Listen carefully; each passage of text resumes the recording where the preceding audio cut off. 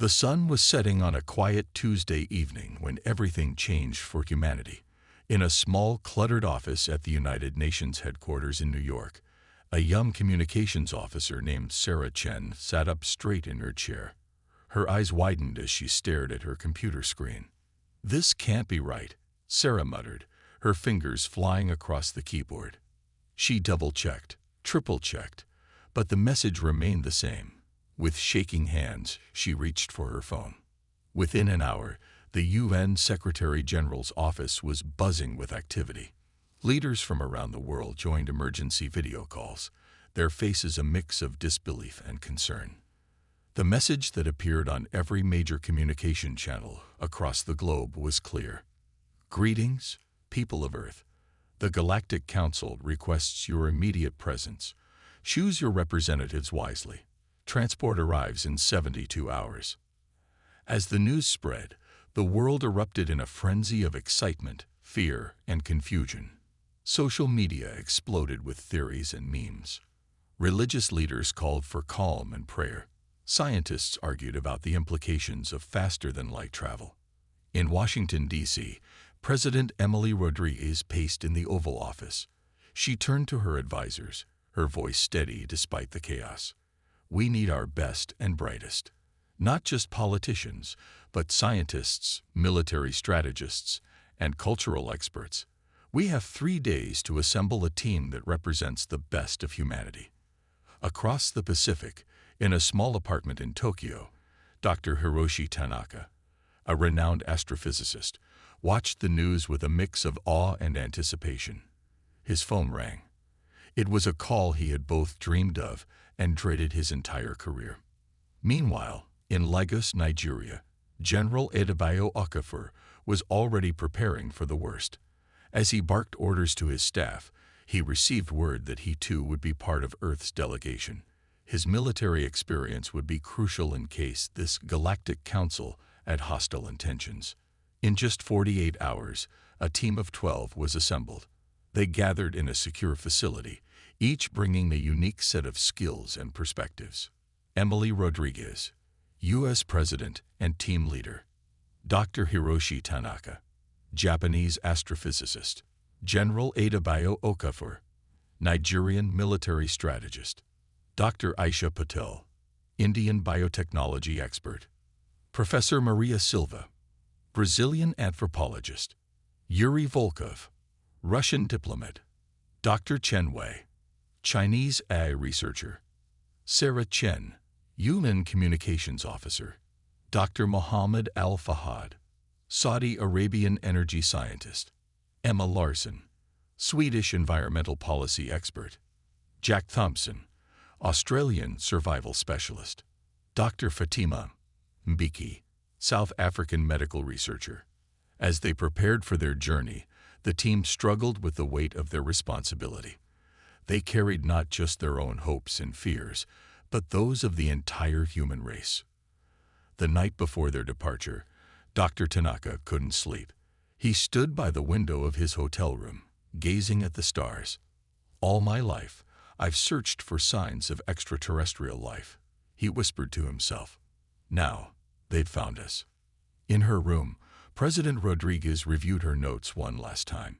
She had to be ready for any scenario, from peaceful cooperation to potential conflict. The fate of humanity might rest on her words and decisions. General Okafor cleaned his service pistol, a habit that calmed his nerves. He knew that bringing weapons might be seen as hostile, but he couldn't shake off years of military training. Better safe than sorry, he thought. As dawn broke on the third day, the team gathered on an open field outside New York City. They stood in a circle, each lost in their own thoughts. The air was thick with tension and anticipation. Suddenly, the sky lit up with a blue glow. A sleek, silver ship appeared out of nowhere, hovering silently above them. It was unlike anything they had ever seen. No visible engines, no sound, defying all known laws of physics. A beam of light shot down from the ship, enveloping the team. Sarah Chen gasped as she felt her feet leave the ground. They were being pulled up, floating gently towards the alien vessel. As they entered the ship, They found themselves in a large, circular room. The walls seemed to shift and change, displaying star maps and strange symbols. In the center stood three tall, slender beings. Their skin shimmered with a metallic sheen, and their large, almond-shaped eyes regarded the humans with curiosity. One of the aliens stepped forward, raising a hand in what seemed like a greeting. To everyone's surprise, it spoke in perfect English. "Welcome, representatives of Earth. We are the emissaries of the Galactic Council. We apologize for the abruptness of our summons, but time is of the essence." President Rodriguez stepped forward, her voice steady despite her racing heart. "On behalf of humanity, we thank you for this opportunity. We come in peace and with an open mind. May I ask why we have been summoned so urgently?" The alien's expression changed, showing what might have been concern. "Your species has been monitored since you first split the atom. We had hoped to wait until you achieve faster-than-light travel on your own, but circumstances have forced our hand." It paused, looking at each member of the team. Humanity is about to face its greatest challenge. The galaxy is at war, and Earth lies in the path of an ancient and merciless enemy. The Galactic Council needs your help. The human team exchanged shocked glances. They had prepared for many scenarios, but not this. They were the newest, least advanced species in a galactic community, yet they were being asked for help. As the ship broke free from Earth's atmosphere, the team realized their journey was just beginning. They were heading towards the unknown, carrying the hopes and fears of their entire species. The stars streaked by as they accelerated to impossible speeds, leaving their home behind. In that moment, each member of the team felt the enormous weight of their responsibility. They were no longer just individuals, but the voice and face of humanity on a galactic stage. Whatever challenges lay ahead, they would face them together, representing the best that Earth had to offer. The unexpected summons had changed everything. Humanity's place in the universe would never be the same again. The looming threat. As the Earth grew smaller behind them, the human team tried to process their new reality. They were traveling faster than light, heading to an unknown destination with alien beings they had just met. The ship hummed softly around them, its technology far beyond their understanding. Dr. Hiroshi Tanaka couldn't help but stare out of a large viewing window, his eyes wide with wonder. "The things we could learn," he whispered to Dr. Chenwei, who nodded in agreement. President Rodriguez approached their alien hosts, her posture straight and confident despite her inner turmoil. "You mentioned a war," she said. "Can you tell us more about this threat we're facing?" The lead alien, who had introduced itself as Zalthor, gestured to the shifting walls of the ship. Suddenly, the team found themselves surrounded by a three-dimensional star map. "This," Zalthor said, pointing to a glowing red area, "is the territory of the Xaxkar Empire. For millennia, they have expanded through our galaxy, conquering and destroying all in their path." The map zoomed in, showing gruesome images of planets reduced to ash, entire species wiped out. The human team watched in horror as the story of the Xaxkar's brutal campaign unfolded before them. General Okafor stepped forward, his military mind already analyzing the situation. How have they not been stopped? Surely the combined might of a galactic civilization could repel them. Zalthor's expression darkened. The Xaxkar possess technology far beyond most council races. Their warriors are bred for combat, their minds linked to their ships. They feel no pain, no fear. They live only to conquer. Dr. Aisha Patel gasped. "That's horrible. How can any species evolve to be so monstrous?" "They were not born this way," another alien, Ellerin, explained. "The Xaxkar were once peaceful, but their world was dying. In desperation, they turned to extreme genetic and cybernetic modification. It saved their species, but at a terrible cost. They lost their empathy, their ability to connect with others. Now they see all other life as resources to be harvested." The team fell silent, trying to grasp the magnitude of the threat. Sarah Chen, The young communications officer spoke up. "But why do you need us? We're just one planet with no space fleet, no advanced weapons. How can we possibly help?" Zalthor turned to her, its large eyes seeming to look right through her. "Because you are different. Your species has something we have not seen in eons. Adaptability, creativity, the ability to think in ways we cannot." Professor Maria Silva, the anthropologist, nodded thoughtfully. "Our history is filled with stories of overcoming seemingly impossible odds. It's in our nature to find solutions where others see only problems." "Exactly," Zalthor said. "The council races have grown complacent. We rely too heavily on our technology, on established strategies. The Xaxcar exploit this. But humans, you are unpredictable. You might see possibilities we have overlooked." As if on cue, the ship shuddered. Alarms blared, and the alien crew rushed to their stations. Ellerin turned to the humans, fear evident in its voice. "We're under attack. A Xaxcar scout ship has found us." The viewing window filled with the sight of a massive, black ship.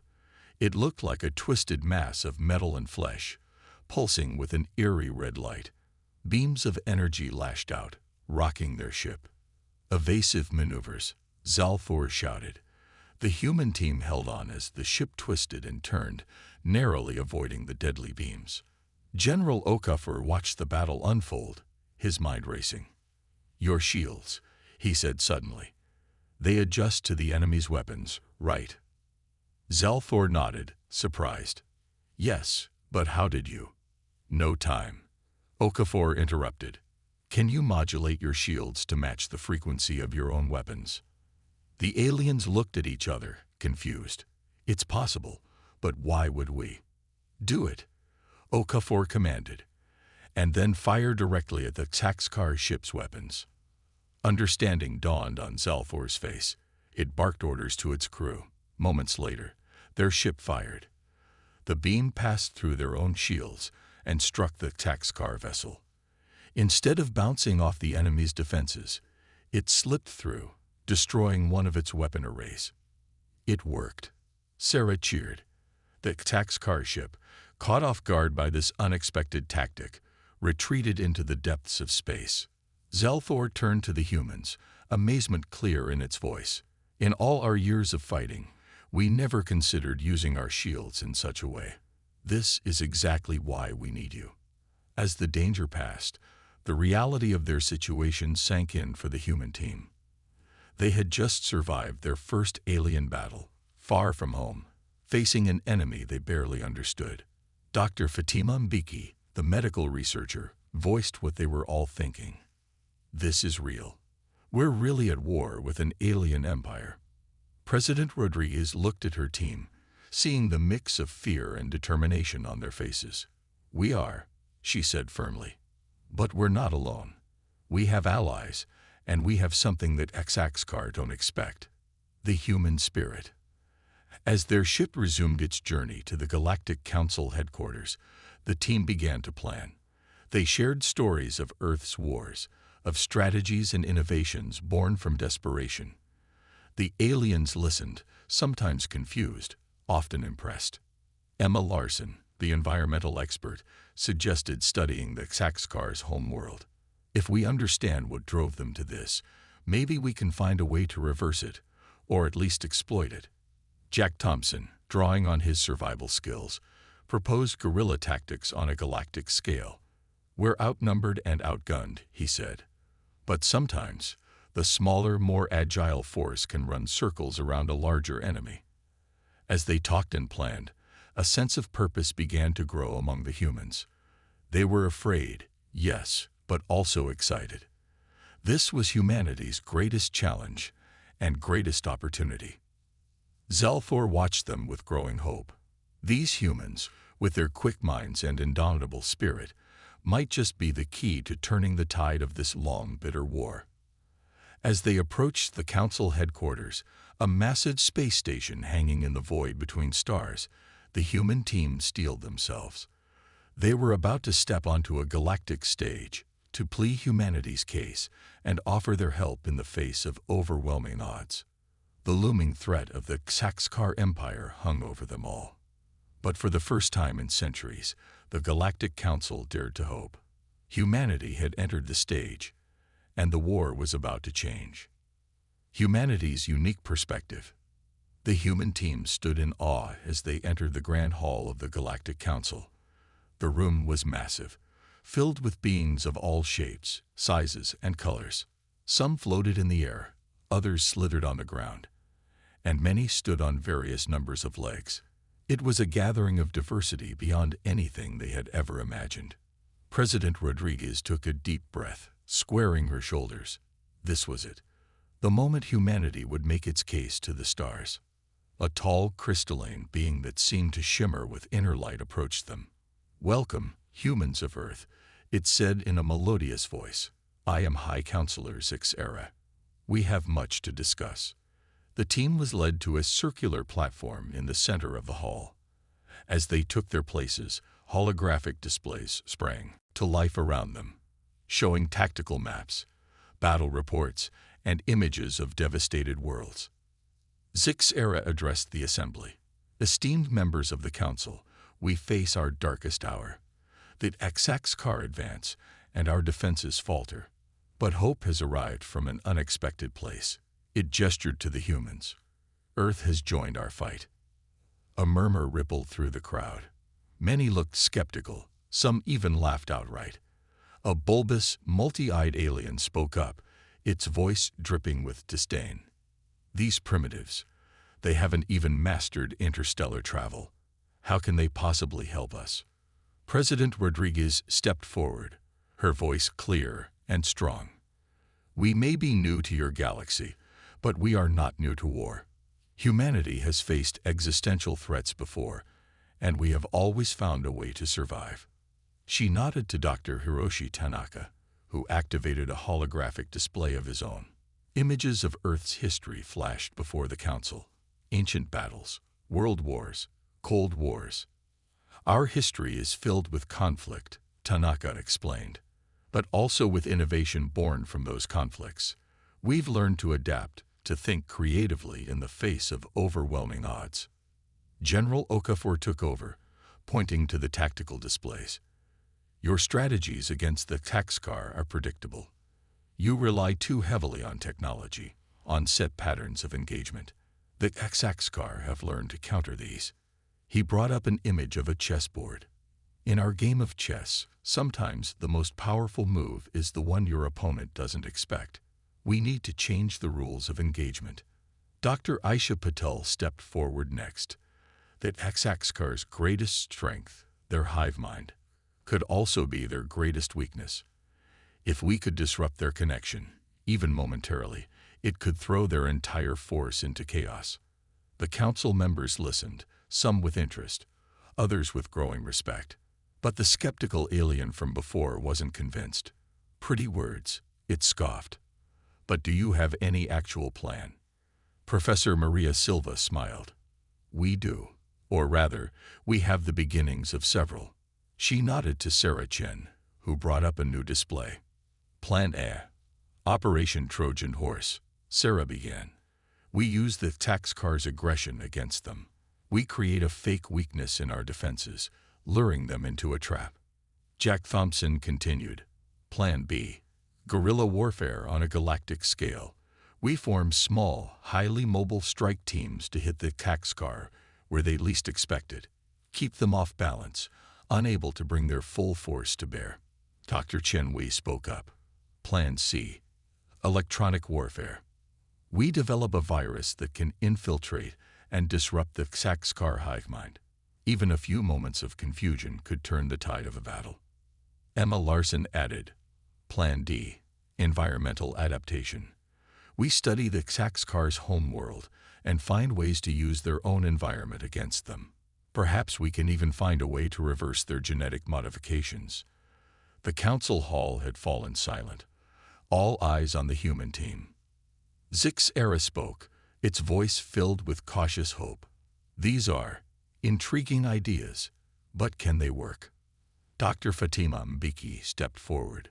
"We don't know," she said honestly. "But that's the point.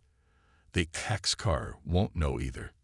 Uncertainty is our ally here." President Rodriguez addressed the council again. "We don't claim to have all the answers, but we offer a new perspective, a different way of thinking.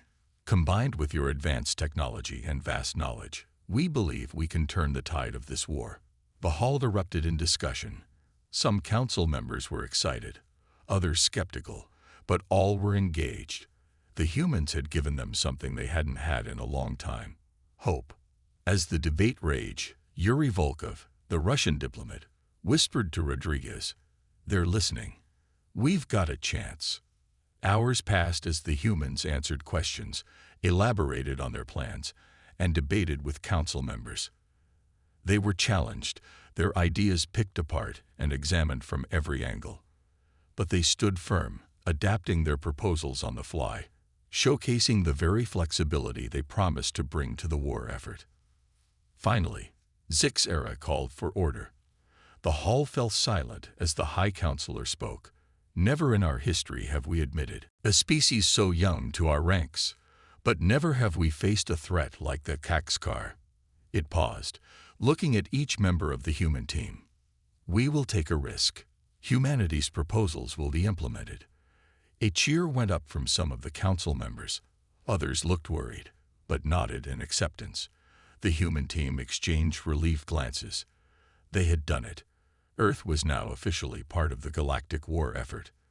As the council session ended, the team found themselves surrounded by curious aliens, all wanting to discuss their ideas further. Dr. Tanaka was deep in conversation with a group of scientists, while General Okafor was already planning strategy with military leaders from a dozen worlds. President Rodriguez watched her team with pride. They had come so far, and yet their journey was just beginning. They had earned their place at the table, but now they had to prove their worth in battle. As she looked out at the stars through a huge viewing window, Rodriguez felt the weight of not just Earth, but the entire galaxy on her shoulders. Humanity had brought its unique perspective to the Galactic Council. Now they had to turn that perspective into victory. The coming days would test them all. But for the first time since the HFY began their rampage across the stars, there was a glimmer of hope. Humanity had joined the fight, and the galaxy would never be the same. Preparation and skepticism. The days following the Galactic Council meeting were a whirlwind of activity. The human team found themselves spread across different parts of the massive space station, each working to bring their plans to life. But not everything was going smoothly. In a large high-tech laboratory, Dr. Aisha Patil hunched over a holographic display, her brow furrowed in concentration. Around her, alien scientists moved about, their appendages manipulating strange devices. "No, no, no," Aisha muttered, shaking her head. She looked up at a tall, insectoid alien. "Zikvex, the virus isn't adapting fast enough. The HFY's cyber defenses will crush it in seconds." Zikvex clicked its mandibles in frustration. "Human Patel, your idea of an adaptive virus is intriguing, but perhaps impossible. The HFY hive mind is too complex, too alien for our systems to crack." Aisha stood up straight, her eyes flashing with determination. "Nothing is impossible. We just haven't found the right approach yet."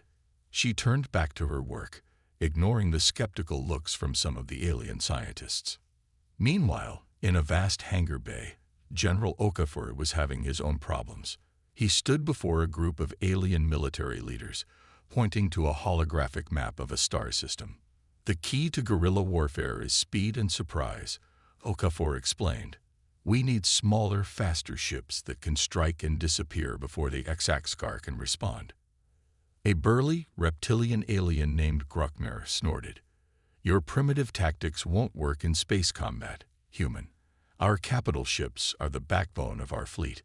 We cannot abandon them for your—" "What did you call them?" "Hit and run attacks."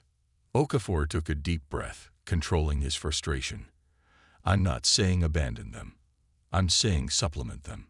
Give us a chance to prove this can work." In another part of the station, Jack Thompson and Emma Larson were facing their own challenges. They stood in an environmental simulation chamber, surrounded by a recreation of the harsh Xaxcar homeworld. Emma wiped sweat from her brow, her environment suit struggling against the intense heat and toxic atmosphere. "This is worse than we thought, Jack. How can anything live here, let alone evolve?" Jack nodded grimly. No wonder they turned to extreme measures. But there has to be a weakness, something we can exploit. A holographic image of a skeptical alien scientist appeared. "Humans, your efforts are admirable but futile. We have studied the Xaxcar homeworld for centuries. There are no weaknesses to exploit." Emma's eyes narrowed. "There's always a weakness. We just need to look at it from a different angle." Back in the main conference room, President Rodriguez and Yuri Volkov were in a heated discussion with High Counselor Zixara and other council members. "You must understand," Zixara said, its crystalline form shimmering with agitation. "We cannot divert significant resources to unproven strategies. The risk is too great." Rodriguez leaned forward, her voice firm. "The greater risk is doing nothing new. The Xaxcar are winning because they know exactly how you'll react. We need to change that." Volkov nodded in agreement. "We're not asking you to abandon your current strategies. We're asking you to let us supplement them. Give us a chance to prove ourselves." In the station's massive library, Dr. Hiroshi Tanaka and Dr. Chen Wei were buried in data, their eyes darting between multiple screens showing alien text and diagrams. "It's overwhelming," Chen Wei murmured. "Their technology, their history, we're so far behind." Tanaka looked up, a glint in his eye. "Yes, but that's our advantage. We see things they don't because we're not bound by centuries of established thinking." Professor Maria Silva and Sarah Chin were in the communications hub, trying to coordinate the various human efforts. "It's a mess," Sarah sighed. "Everyone's working hard, but we're meeting so much resistance." Maria nodded thoughtfully. "It's natural. We're asking them to change strategies they've relied on for generations. Change is never easy." As the days passed, tensions grew. The human team worked tirelessly, but progress was slow. Many of the council races remained skeptical, some openly hostile to the new ideas. One evening, the team gathered in their shared quarters.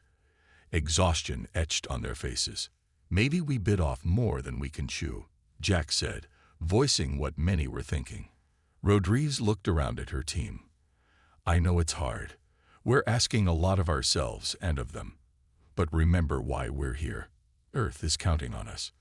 The whole galaxy is counting on us." Dr. Fatima Mbiki spoke up. "We need a win. Something to show them that our ideas have merit." Okafor nodded. "Agreed. We need to prove ourselves in battle." As if on cue, alarms began blaring throughout the station. The team rushed to the command center, joining a crowd of aliens all staring at a large tactical display. Zixara's voice rang out. "A Xaxcar fleet has been detected. They're heading for the Proxima system. Our forces there are outmatched." The human team exchanged glances. This was it, their chance to prove themselves. Rodriguez stepped forward. "High Counselor, let us lead a response team. Let us show you what we can do." There was a moment of tense silence. Then Zixara nodded. "Very well, humans, you shall have your chance. But know this, if you fail, the Proxima system and all its inhabitants will pay the price." As the team rushed to prepare, the weight of their responsibility settled heavily on their shoulders. This was no longer about proving themselves. Real lives were at stake. In the hangar bay, as they boarded a sleek alien ship, Okafor turned to his team. "Remember your training. Remember why we're here. We're humanity's best hope, and now we're the Proxima system's only hope." As the ship lifted off, speeding towards the battle that would decide their fate, each member of the team steeled themselves for what was to come. They had faced skepticism and doubt. Now it was time to face the enemy. The preparation was over. The real test was about to begin. The battle begins. The human team's ship dropped out of faster-than-light travel at the edge of the Proxima system. Immediately, their view screens lit up with the chaos of battle. Massive Vaxcar ships, black and menacing, were advancing on the smaller Galactic Council fleet. General Okafor's voice rang out in the command center. Status report.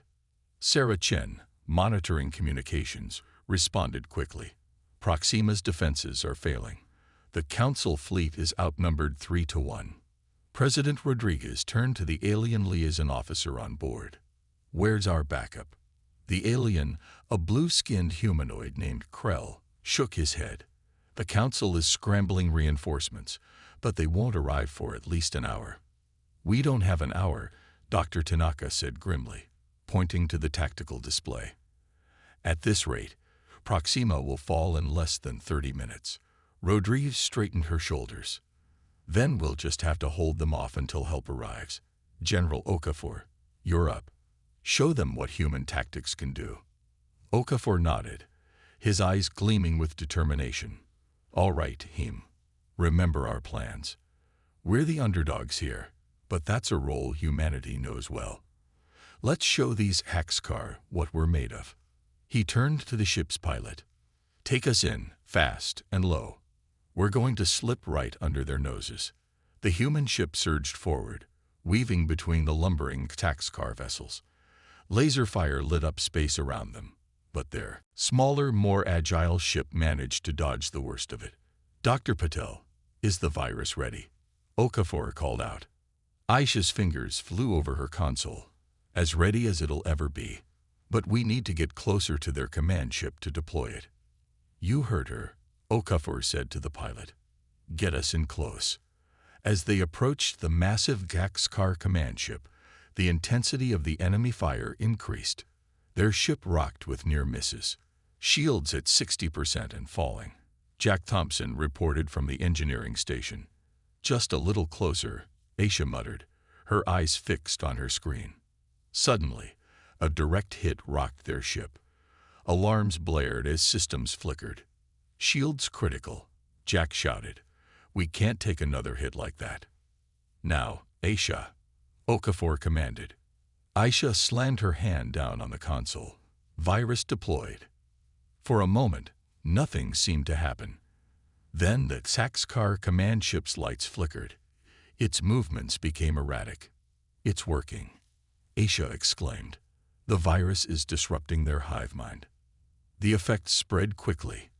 Across the battlefield, Haxkar ships began to move erratically, their coordinated attack falling into disarray. This is our chance, Rodriguez said. General, coordinate with the Council fleet. Let's press our advantage. Okafor nodded, opening a channel to the Council ships. All units, the enemy is in disarray. Concentrate fire on their command ship. The tide of battle began to turn. With their hive mind disrupted, the Haxkar lost their greatest advantage.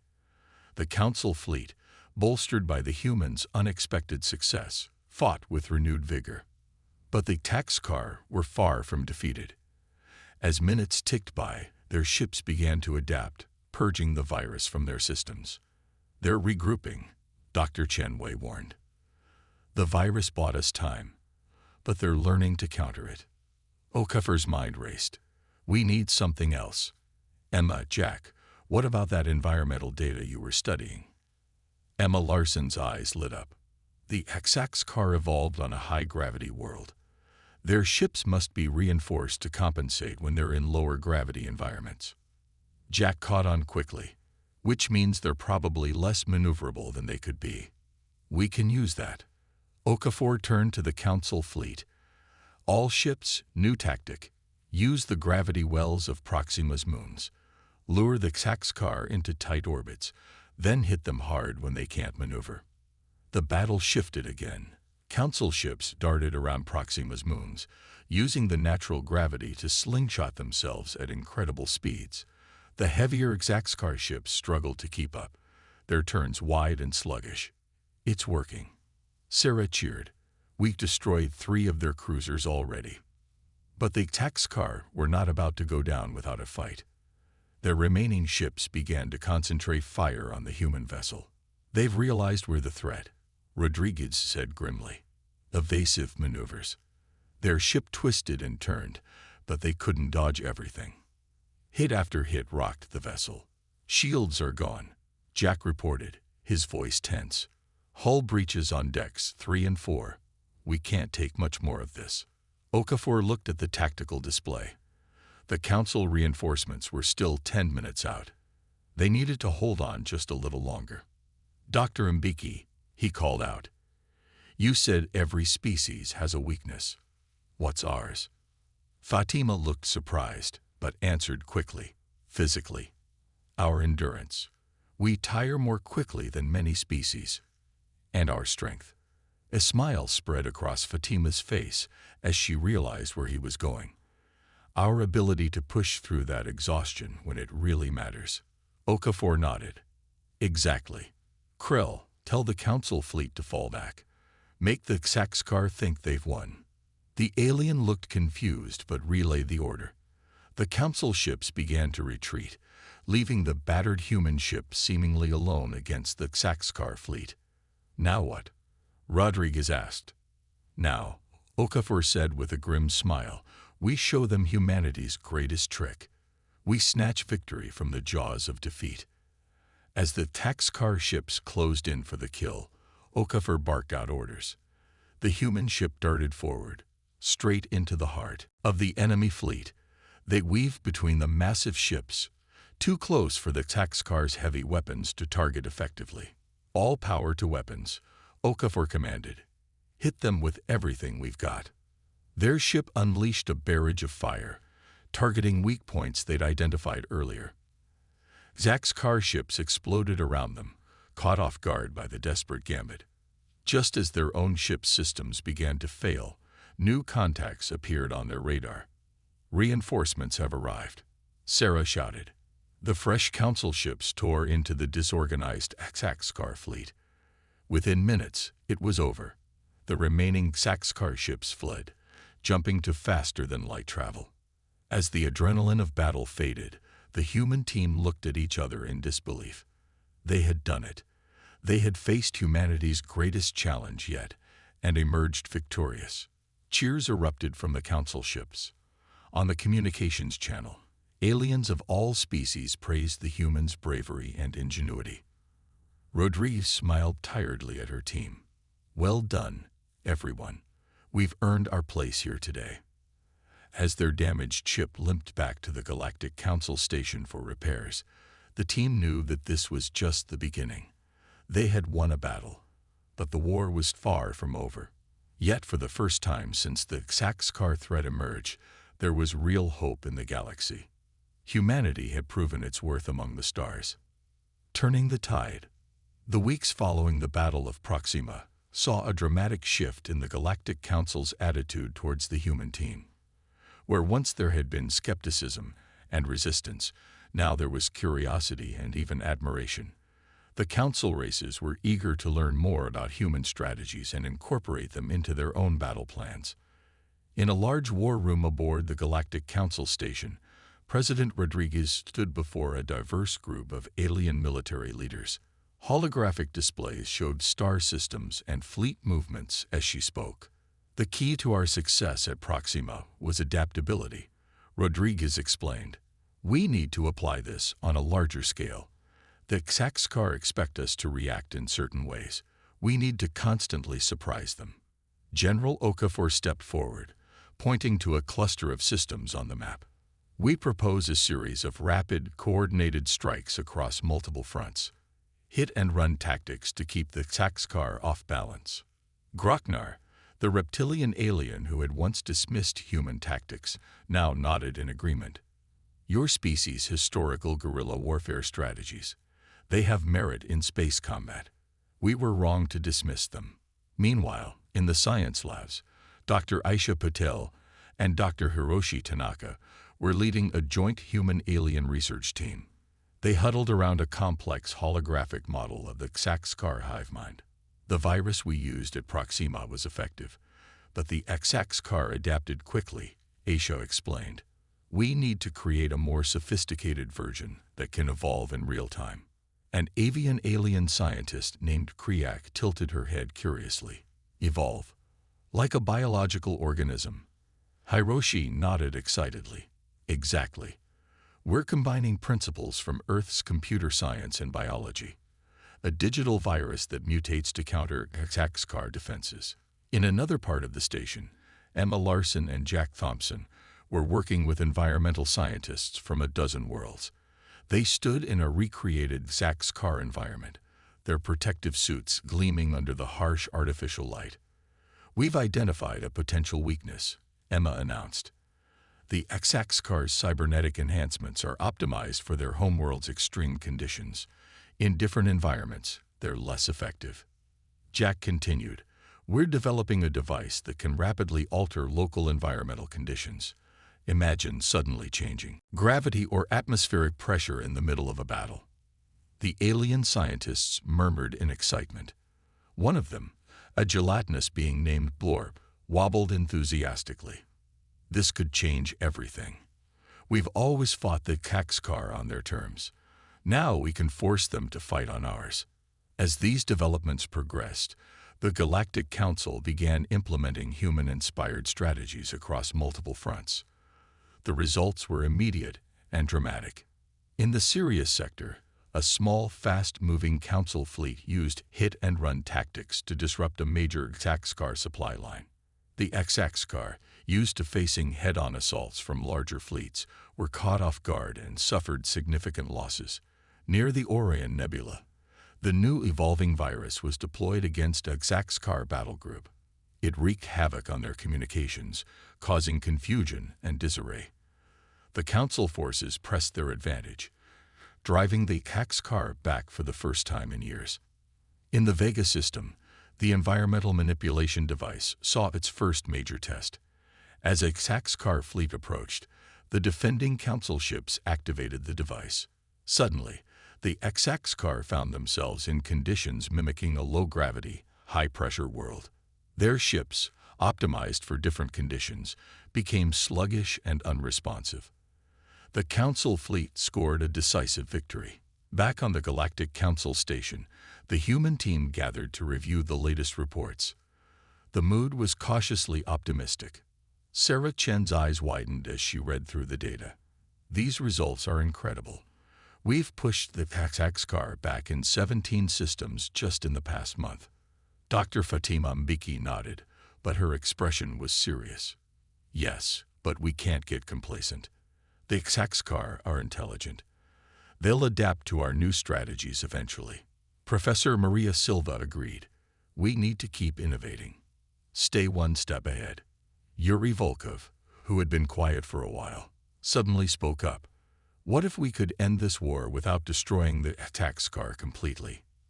The room fell silent as all eyes turned to him. Volkov continued. We know that HFY turned to extreme measures because their homeworld was dying. What if we could offer them a solution? A way to restore their world? Dr. Chen Wei looked thoughtful. It's an interesting idea. If we could reverse their environmental crisis, maybe we could negotiate peace. President Rodriguez nodded slowly. It's worth exploring.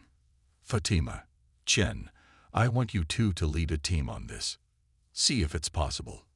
As the meeting concluded, High Counselor Zixera entered the room. The crystalline being's form shimmered with what the humans had learned to recognize as excitement. Humans, Zixera began. Your contributions have exceeded our wildest expectations. The Council has made a decision. We want to expand your role in this war effort. Rodriguez raised an eyebrow. Expand how? We're creating a new joint task force, Zixera explained. A combination of the best military minds and scientists from all Council races, led by you. The human team exchanged shocked glances. Zixera continued. Your unique perspectives, your adaptability, your, what do you call it? Thinking outside the box.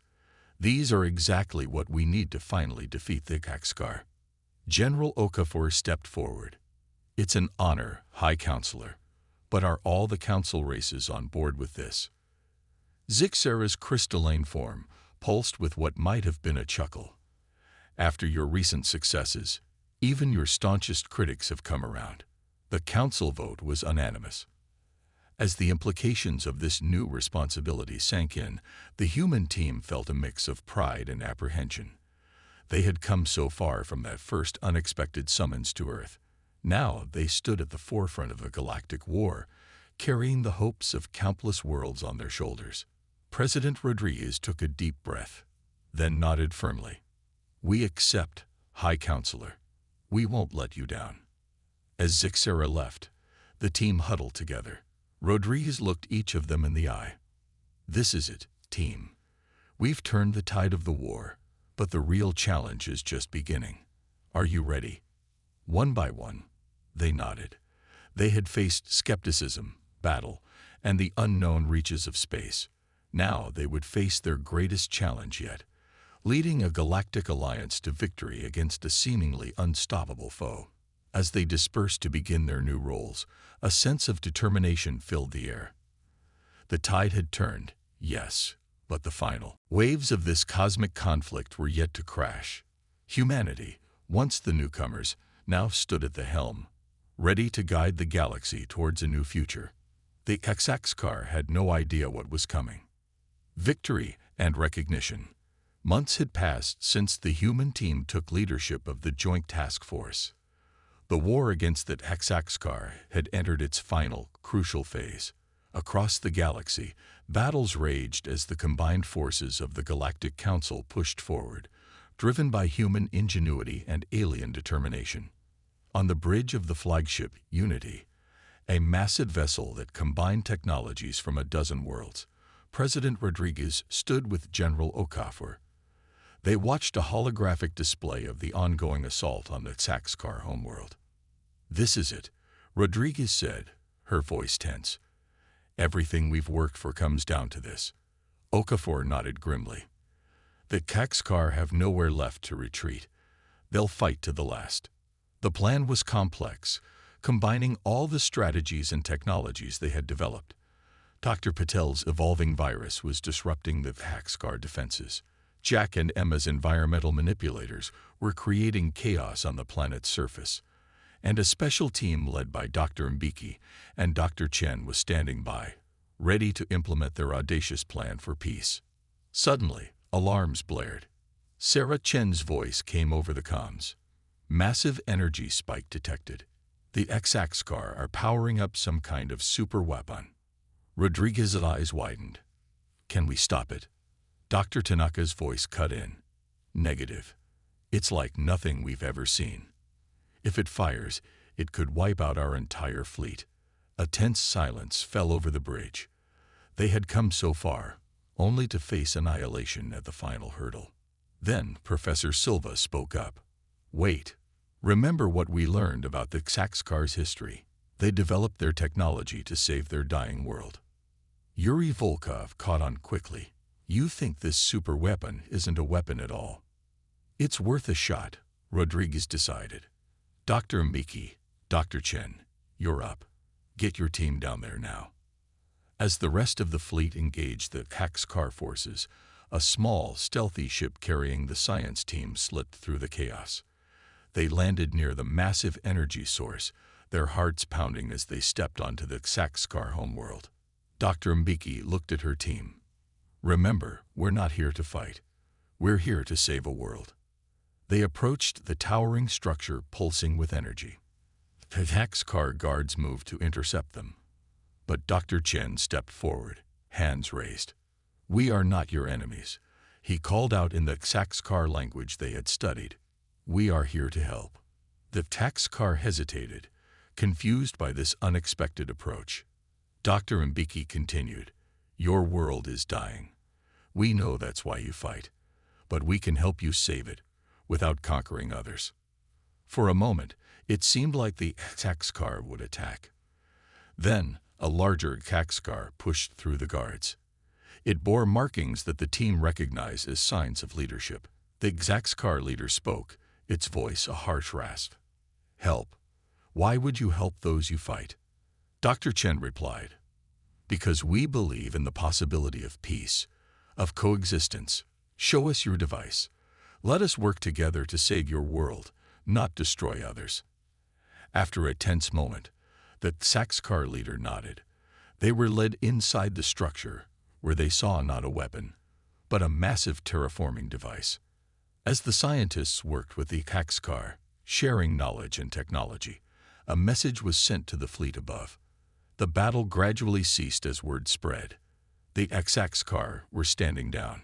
Hours later, Rodriguez and Okafor stood with the Saxcar leader and representatives from all the council races. They watched in awe as the terraforming device activated, sending waves of energy across the planet. Slowly but surely, the dying world began to heal. The Saxcar leader turned to Rodriguez. "For centuries, we thought conquest was our only hope for survival. We forgot there could be another way." Rodriguez smiled. Sometimes it takes an outside perspective to see new possibilities. In the days that followed, a historic peace treaty was signed. The Saxcar agreed to end their campaign of conquest in exchange for aid in restoring their homeworld and colonies. It wasn't a perfect solution. There was much distrust to overcome on both sides, but it was a start. As the human team prepared to return to Earth, they found themselves at the center of a grand ceremony on the Galactic Council station. Aliens of all species gathered to honor them. High Counselor Zixara's voice rang out across the vast chamber. "Today, we recognize not just the end of a terrible war, but the dawn of a new era of cooperation. And we owe this future to the ingenuity, courage, and wisdom of our newest members, the humans of Earth." One by one, the team members were called forward to receive the highest honors the Council could bestow. As Rodriguez accepted her award, she addressed the assembly. "We came to you as newcomers, untested and unknown. You took a chance on us, and together, we achieved the impossible. But our work is not done. There are more challenges to face, more wonders to discover, and we will face them together as one galactic community." The chamber erupted in cheers and applause. Species that had never agreed on anything found themselves united in their appreciation of humanity's contribution. As the ceremony concluded, the team gathered one last time before their journey home. They looked at each other, remembering how far they had come since that first unexpected summons. "So," Jack said with a grin, "not bad for a bunch of primitives who hadn't even mastered interstellar travel, huh?" They all laughed, the sound of their joy mingling with the excited chatter of the aliens around them. Okafor raised an eyebrow. "You know this means Earth is about to become the galaxy's hottest tourist destination, right?" "Oh no," Emma groaned. "Can you imagine the immigration paperwork?" As they joked and planned for the future, a sense of pride and accomplishment filled them. They had faced humanity's greatest challenge and emerged victorious. More than that, they had changed the course of galactic history. Their ship lifted off, carrying them back to an Earth that would never be the same. As they watched the Galactic Council station recede into the distance, they knew this wasn't an end, but a beginning. Humanity had proven itself among the stars. Now, the real adventure was just beginning.